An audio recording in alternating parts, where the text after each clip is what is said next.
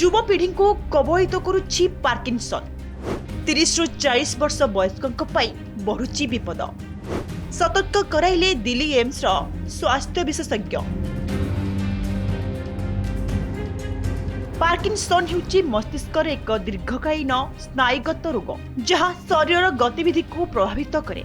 एथिरे डोपामाइन नामक केमिकाल कमी जिबा जोगु हाथ गोड़ थरिबा, शरीर गठन हेबा एवं चलप्रचल असुविधा देखा जाए।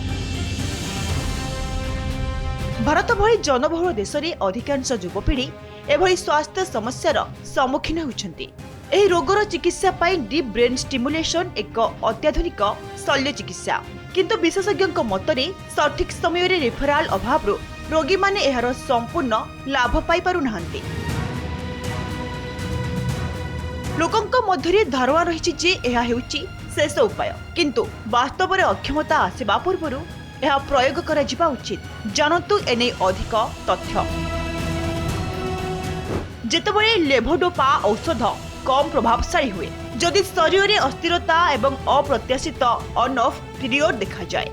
औषध जोगु जदि हाल्यूसिन किंबा बांति भली पार्श्व प्रतिक्रिया हुए।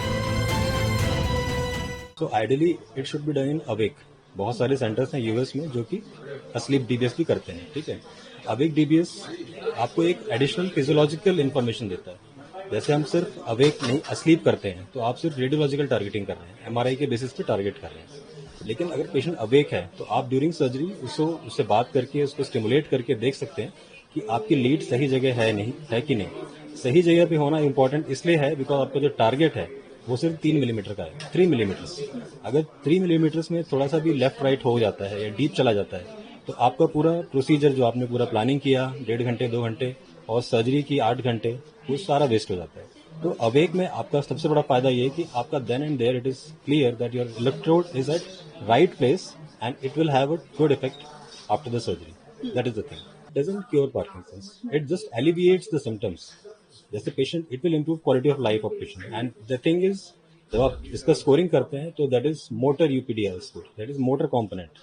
तो it only takes care of the motor component, it will not take care of the cognition, it will not take care of the personality, depression, anything. In fact, depression is a contraindication for DBS. Any sort of cognitive involvement, personality changes is a contraindication for DBS surgery. There are two essential things. DBS surgery per se, the role of neurologist is indispensable. सही diagnosis is of paramount importance. अगर आपने गलत patient में गलत diagnosis के patient में DBS किया है तो it will have no effect. Number 1. Number 2, targeting, surgical accuracy, both radiological and physiological. तो ये बहुत ही एसेंशियल चीजें हैं। ठीक है, सही पेशेंट सिलेक्शन और सही टारगेट पे हिट करना, डीबीएस को सही जगह पे डालना, लीड्स को। At AIIMS it is very cost effective because at AIIMS we are taking just the cost of leads, electrodes and that too in a very very, आप क्या बोल सकते हैं उसको, minimal, very minimal. If you talk about private, at least it is 35 to 40 lakhs and at many centers. At AIIMS we start from 9 lakhs to 20 lakhs depending on which type of lead and which type of IPG, that is pulse generator, we are using. स्वास्थ्य विशेषज्ञों मतरे केवल डाक्तरी अवहेला नुहे बरं अधिक खर्च एवं भौगोलिक दूरता मध्य एही स्वास्थ्य समस्यार मुकाबला दिगरे एक बड़ बाधक। एथिसहित युवपीढ़ी मध्य पार्किंसन वृद्धि एक नुआ विपद भावे उभा होइछि। जेनेटिक बा वंशगत परिवेशगत कारक गुड़िक एथिपाई दायी करा जाउछि। एहार निराकार पाई खूब शीघ्र दिल्ली एम्स रे फोकस्ड अल्ट्रासाउंड थेरापी आरंभ हेबाकु जाउछि। एहा एभली एक पद्धति जेउथिरे बिना कौनसी अस्त्रोपचार रे मस्तिष्कर निर्दिष्ट अंश को चिन्हट करी चिकित्सा करा जाई परिबो।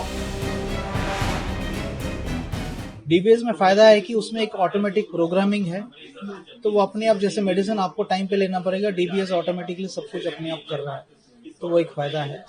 इसके अलावा हमारा एक यूपीडीआरएस स्कोर होता है, देखते हैं कि एक लेवल ऑफ स्कोर से अगर कम है तो उसमें इन केसेस में हम लोग डीबीएस करते हैं। So I would say that which is not responding to the medicine, जिसमें ऑन एंड ऑफ पीरियड ज्यादा बढ़ रहा है, those are the cases where we will consider for DBS.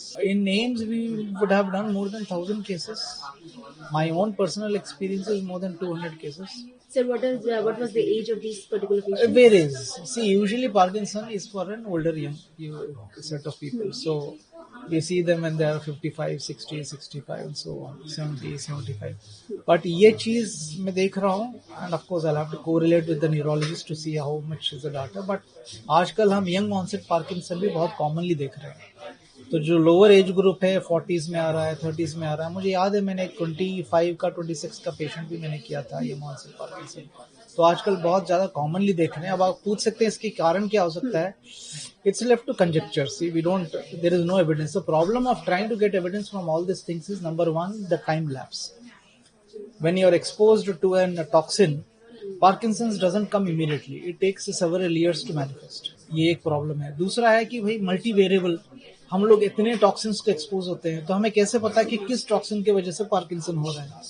तो ये दोनों चीजें एक चैलेंज है कि हमें पता करना है कि जिसकी वजह से ये यंग ऑनसेट पार्किंसन हो रहा है. बट डेफिनेटली एक्सपेरिमेंटल एनिमल्स में ये देखा गया, जैसे हमें एक लैबोरेटरी मॉडल को पार्किंसन चाहिए तो हम वो लैब को रैट को या माउस को हम एक टॉक्सिन को ही एक्सपोज करके पार्किंसन प्रोड्यूस करते हैं. So it is very well known that exposure to toxins can lead to Parkinson's. So then we have to be careful, we can't go on unnecessarily exposing ourselves to all kinds of toxins.